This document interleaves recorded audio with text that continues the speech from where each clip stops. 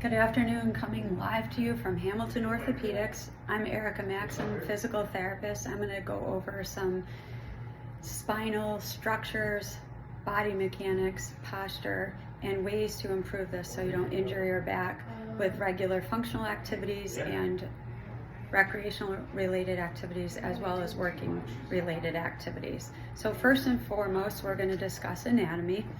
As you know, the lumbar spine is the lower aspect of the spine, and in the mid back we have the thoracic, and the upper back is the cervical. So it's the neck, the upper back, and the lower back. We're going to primarily discuss the lumbar spine, okay?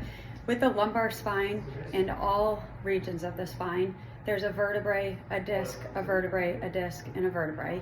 The discs act as shock absorbers in the spine, and they act similar to ligamentous structures throughout the body because they are connecting bone to bone.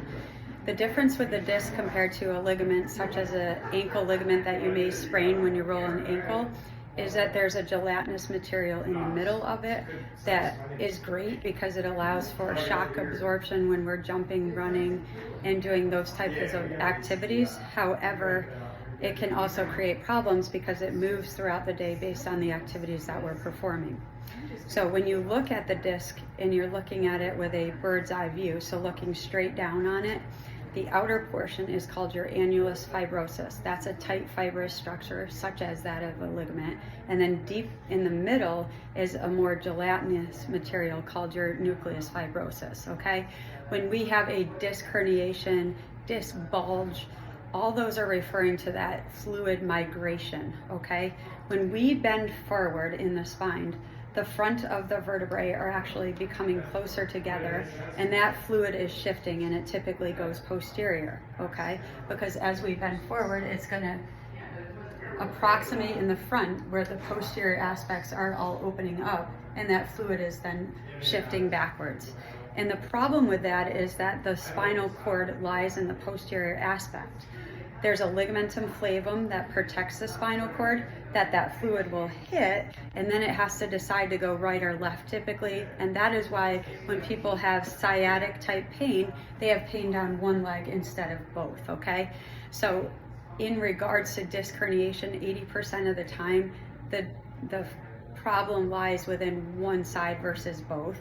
But there are times when it's a far central where it does include both sides. So, it's not, marked in stone that it's one side versus the other. It's just more typical that it is, okay? So the goals of physical therapy, chiropractic care, and such is to centralize the pain to the origin where it started, which is typically in the back, and get it out of the leg so that the symptoms begin to centralize, as we like to call it, and then eventually abolish, which means goes away, all right? So one way you can protect your spine is think about how it's made. So the lumbar spine is actually made to just stay stacked with all sorts of activities. We don't want to really encourage flexion in the lumbar spine, but we have to flex sometimes to do things such as dress in the morning. We put our socks and shoes on, our undergarments and our pants, and when we do that, we often perform that flexing type activity, okay? So when you do that, you want to always think about, geez, should I put it in reverse because now my fluid is migrated posteriorly and I want to make sure there's a balance. And that's actually what you should be thinking, okay? It's the same as those that type all day. Eventually, it's going to hurt to extend your fingers. If you don't use it, you lose it. The same holds true with the spine. In fact, in our spine, as we age, the discs degenerate, and then you have more of a bone-on-bone situation. And whatever posture that you have when that starts to fuse is going to be what you're stuck with. That's why we see people walking around like this at Tony in the market looking side to side, because he physically can't stand up straight. He now has an extension dysfunction, okay? So you don't want to be one of those people. So protect your spine now, use good body mechanics and good posture when you do everything. When you are gardening, you need to hinge at the hips. You can get down on one knee, do a golfer's lift to pull those things out. When you're sitting at work, you need to think about hinging at your hips, getting your bottom all the way back in that chair. And then we use this posture overcorrect technique where you overarch and you back off 10%. And then you can put a lumbar support there, whether it's a rolled up towel or an actual lumbar roll to help you maintain that good sitting posture. Because once you synchro sit or you flex, then you're encouraging all those bad things to happen, okay? So hinge at the hips when you're squatting too. You got weight in your body, hinge at your hips and go down. When you're doing RDLs, hinge at your hips and then go down, okay? Everything starts at the hips and ends with those hips with strengthening. The other thing real quickly is that you want to make sure that you maintain good strength throughout that spine, all right? One of the bigger muscle groups that we're talking about are the latissimus dorsi. They originate in that low back, insert all the way up in that bicipital groove. They also work with the shoulders to encourage good strength throughout the low back and into that mid back. It actually has a point where it goes right in the inferior angle of the scapula.